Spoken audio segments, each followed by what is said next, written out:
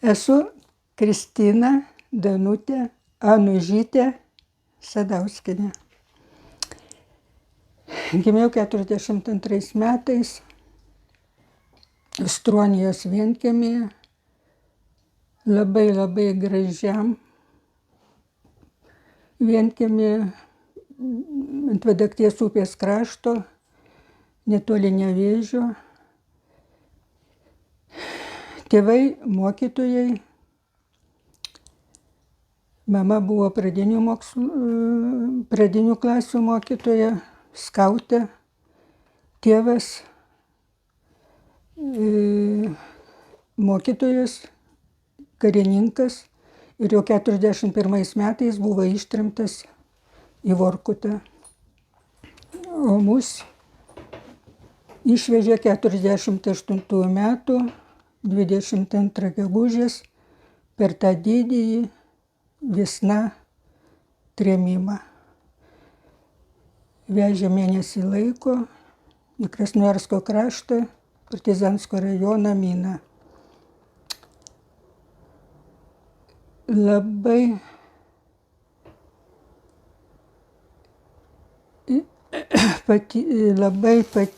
ilgai keliavom ir po atvirų dangum 2 savaitės ir panašiai.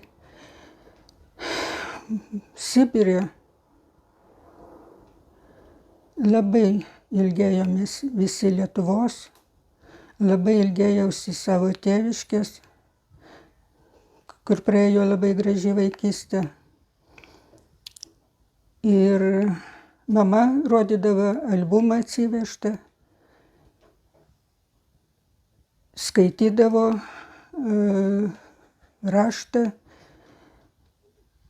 šventą raštą. Ir kada mama pasiūlino man vykti į Lietuvą, pas jos brolį Juozą Vaičiūną, niekiek neabejojau, niekiek nedvejojau, sutikau. Buvo, kai išvežė mane, buvo tik 6 metukai. Sibire praleidau 9 metus, tai man buvo tik tai 14 metų, kai aš viena su dideliu lagaminu keliavau į Lietuvą. Kelionė aprašyta, viskas smulkiai šitoje knygoje. Atkeliavus į Lietuvą,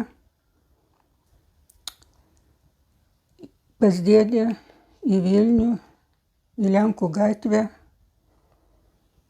ėjau į rusų mokyklą, dėl ko labai gailiuosi, nes ją baigus ir toliau turėjau tęsti neakivaizdiniu būdu Leningrade, buvusiame Leningrade.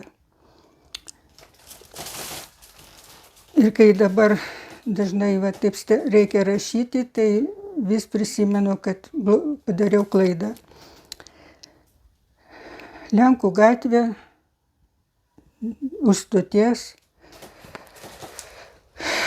apsigyveno dėdė name, kur 6 šeimos, be patogumų. Vanduo buvo šulinys, bet eidavom į kolonėlę, visai kitoj gatvėj, apkūrenama krosnimi. Kartais įjungdavo plytelę, valgyti virdavom dažnai ant kirogazo, apkūrenamo žibalu. Ir maudytis eidavom į pirtį Pylimo gatvėj ir Tilto gatvėj, kartais Subačiaus gatvėj. Na ir dėdė vieną kartą mane išsivedė pasivaikščioti po Vilnių, parodyti Vilnių. Mes nuvažiavom iki buvusio vaikų pasaulio, ten pavaikščiojom, iki to dar reiškia po miestą pavaikščiojom, o po to dėdė tai parodė ranką man, eik ten, ir paliko mane. Nu ir aš nukeliavau, ten, kur sakė, eik ten, man pasirodė. Praėjau Lenino paminklą ir atsiradau Vilniaus pakrašty, Smėlis, Vytauto gatvėj. Supratau, kad pasiklydau. Tada tuo pačiu keliu atgal.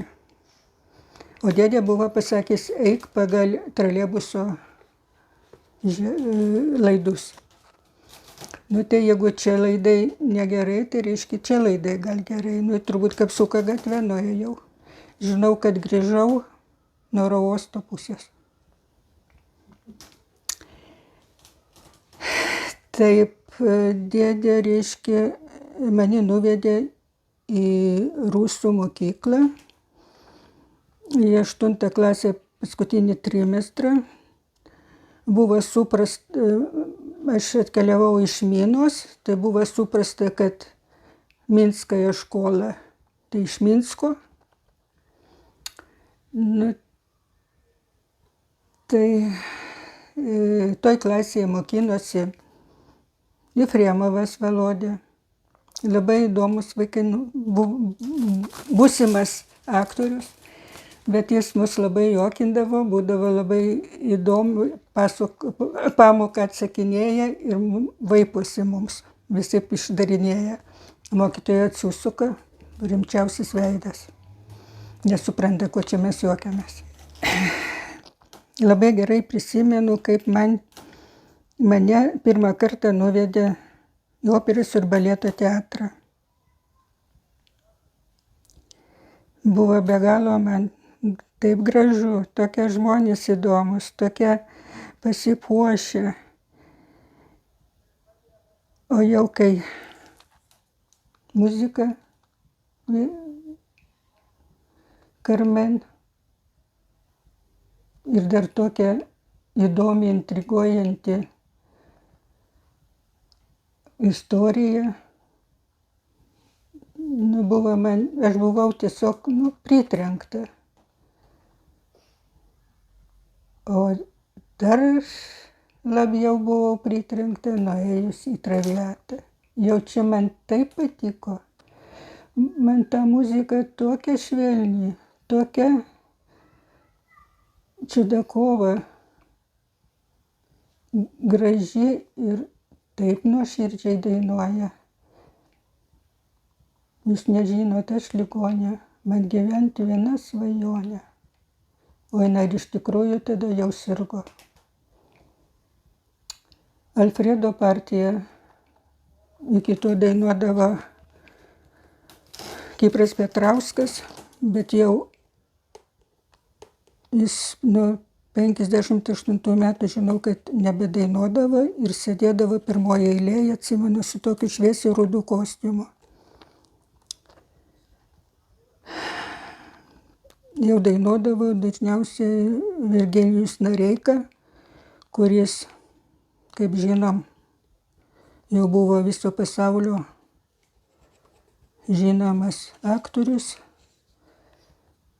Ir milijonai žmonių, ne tik aš viena, jį jau mylėjome labai ir gerbėm. Su Laimonu Noreika teko susitikti, lankant aktorių namuose poezijos vakarus, kur skaitė Mykolaičio Putino poeziją, Salomėjos Nėries, kartais ir Staliliūnaitė. Atsimenu dabar, kaip nuėjom su pusseserė, kuri Mildos gatvėje gyvena, ir visi neša rožės, o mano pusseserė ją įteikė neužmirštuolės. Jinai pabučiavo tas gėlytės ir ją. Nu, tokie įdomus prisiminimai. Labai patikdavo lankytis ir jaunimo teatre. Ir būdavau jaunimo, ne tada jaunimo teatro gal dar nebuvo, bet su vaikais, su tais savo pusseserėm, pas kurias gyvenau, eidavom irgi į teatrą. Irgi atsimenu, kad turėjau bėdos,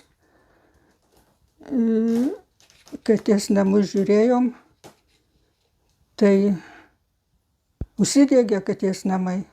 Tai buvo didžiausios ašaros. Aš nežinojau nei ką daryti. Turėjau išeiti. O einu per tiltą, ten tą jau namo priešais kareivių grupė ateina. Такая молодая мама, такие большие дети. Nu, aš teko jas prižiūrėti.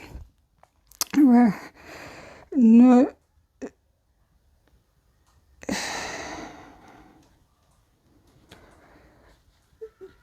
neužilgo dėdė pasistatė pradėjo statyti savo namą Mildos gatvėje. Ir aš išmokau statybos darbų. Kasiau, cementą maišiau, vatą stiklo nešiojau, dažiau, stogą dengiant ten tą tokį masę kėlėm su kibirais į viršų, ten po to rankos ten būdavo, į mokyklą ateinu, dar į mokyklą ėjau, tai rankos būdavo nugriaužtos tų visų, kaip jų ten kalkių. Bet mes likom su mama, o kadangi ten kvadratūros tada buvo mažai, negalėjom būti priregistruotos. Tai pradėjom bandyti registruotis. Kai nuėjau į miliciją, dar atsimenu tokį tą vyriškį ir pavardę jo atsimenu, Frolovas, griebėsi už to popieriaus, prašymo mano, suplėšė, griebė mane, apgrėžė ir įstumė pro duris. Откуда приехала, туда и уезжай. Nu, aš jau pradėjau dirbti Liktografijos institute ir vyriausybė ir mano profsąjungos pirmininkai nusprendė man padėti. Aš dažniausiai ant garbės lentos kabėdavau. Tai su prašymu ėjom į miesto vykdomąjį komitetą pas Vildžiūną, pirmininkas Vildžiūnas. Nu, tai jisai paskambino telefonu tarybos rajono vykdomojo komiteto, jau kur aš turėjau būti priregistruota, spręskit reikalą teigiamai. Deja, prisiregistruoti Vilniuje man buvo nei. Jie mane į teismą. Teismas nusprendžia išmesti. Aš mokausi tada. Sėdžiu bibliotekoje, negaliu susikoncentruoti. Nes vakar, kai grįžau namo, buvo pašto dėžutėje raštelis, per 3 dienas įsikraustyti. Kur mums kraustytis? Tėviškė užimta. Ten su tėviškė labai gavosi negražus dalykai. Tėviškė, reiškia, pradžioje gyveno rusų šeima, o vėliau įsikraustė mamos sesuo, kuri kartu irgi buvo Sibire. Ir kada mes pasiprašėm pas ją, ne pas ją, o į savo namus, mums buvo pasakyta, kad viskas jai atiduota. vykdomasis pasakė. Kalbėkit gražiuoju. Aš nuvažiavau kalbėtis gražiuoju, nieko neišėjo. Tada man pasakė, vykdomajam duokit į teismą. Nu, į teismą duoti man buvo per sunku. Nes jinai, ta sesuo greit, susirgo, po to mirė, po to, kitaip sakant, taip ir likau su dideliu tokiu skausmu. Tik tai tas džiugina, kad netyčia užklydo į Ustroniją gerbiamą Knygnešių bendrijos pirmininkę Ireną Kubilienę ir atrado Ustronijos svirną. Tuo metu, kada jinai užėjo, buvo draskomos autentiškos svirno grindys. Ji grįžusi ėjo pas Baltušį prašyti tarpininkavimo, ėjo pas kitus, visuomenės gerbiamus žmones. Mano dėdė Vaičiūnas sunerimo ir buvo sustabdytas, ta vagystė sustabdyta ir svirnas buvo padovanotas valstybei ir dabar įrengta ten buvo Knygnešių draugijos, ten buvo įrengta Knygnešių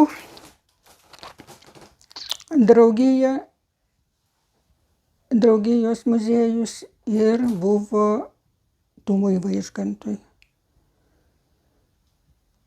Ir dabar iki šiol ten vadovauja Audrius Daukša, prižiūri ir ekspozicijas tvarko ir išorę prižiūri ir ten gyvena. Jam reiškia leidžia, turi jis ten, jis turi ten plotą, turi kur gyventi, nes nusipirko iš giminių tą plotą, kur mes gyvenam. Bet viskas tas gerai. Dabar jau gerai. Dabar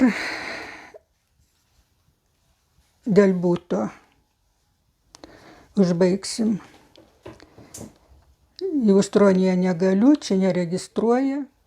Tai po 6 metų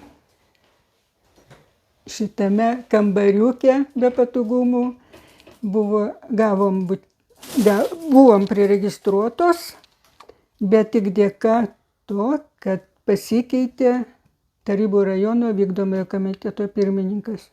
Pilkausku tapo. Gerbiamas Pilkauskas, kuris iš karto priregistravo. Leido prisiregistruoti. Gyvenau ten 10 metų. Ištekėjus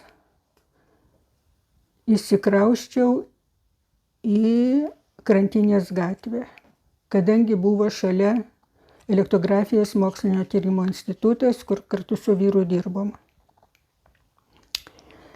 Ten gimė dukra ir greit gavom butą Antakalnio gatvėje, bendrabutinio tipo name, vieno kambariuko butą. Čia gimė sūnus ir kartą migdant vaikus, kažkokie garsai, pasižiūriu pro langą, priešais 9-aukštis namas, ant stogo Stasys Liupkevičius. Laksto po stogą dainuoja dainas ir po to prisėdo ir kojas nuleido dar. Nu, žinokit, netaiktelėjau, bet po to per televiziją šitą laidą žiūrėjau, nebuvo tų jau triuko, kad kojas nuleidęs, aišku. Taip, čia praėjo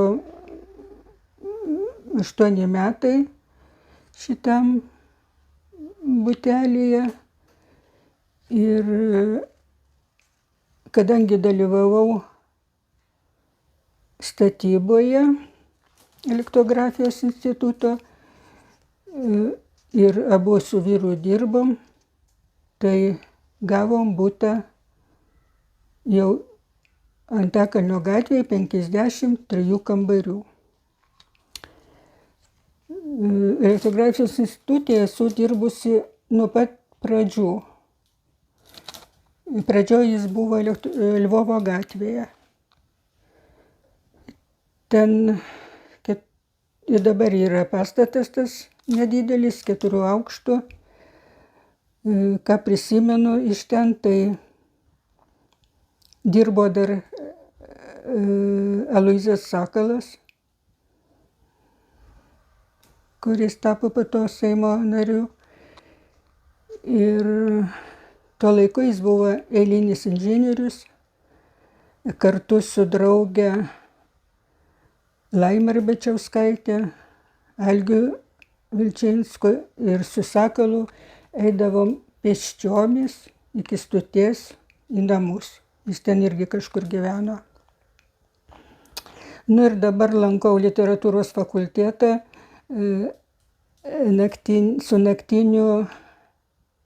su Alfredu Naktiniu, kuris irgi tada dirbo fiziku Lvovo gatvėje, Elektrografijos institute. Tai būna įdomu, kaip sakant, tokius įdomių susitikimų būna. Čia gyvenant 2 aukšte nuo dangaus galėjau grožėtis labai gražia Vilniaus panorama, gražiais vaizdais ir nutikimais. Kartą praskriejo visiškai po langais didžiulis balionas ir nutūpė čia pat prie Neries upės kranto. Bet buvo ir sunkesnių pamatymų. Sausio 12 jau jautėsi kažkokie neramumai.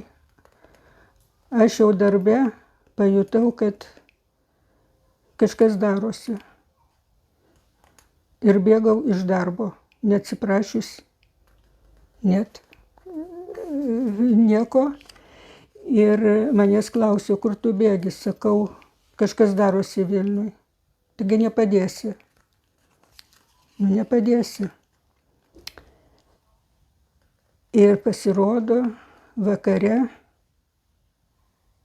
pamatau, reiškia, karinis miestelis išvažiuoja, išraumoja tiesiog tankų visą virtinę ir patraukia Vilniaus link.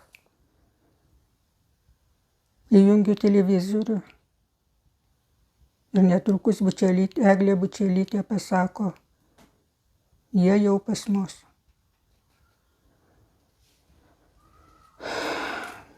Palieku vaikus, išeinu į gatvę, pilna gatvė žmonių, troleibusis sustoja ir bet kur, įlipu, prigrūstas, iškeliu rankas aukštyn, kad galėtume sutilpti. Ir nuvykstu prie Seimo. Minė žmonių. Dauguma su tais strypais tokiais.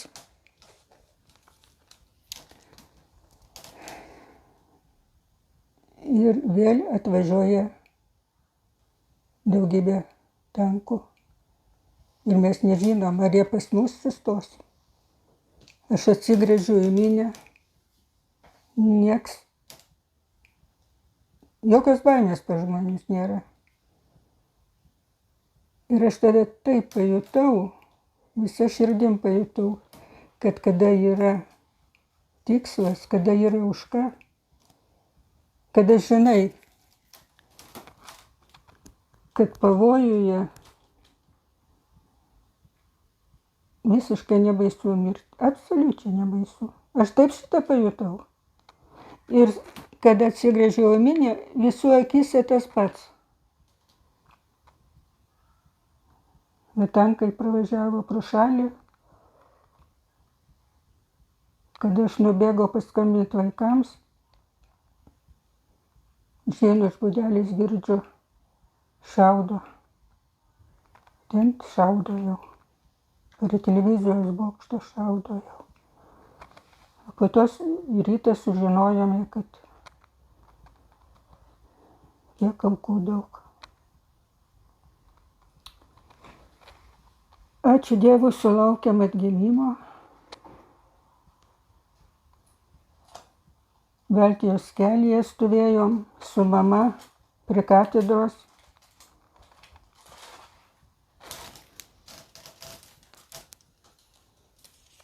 Kartu su tremtinių bendryja.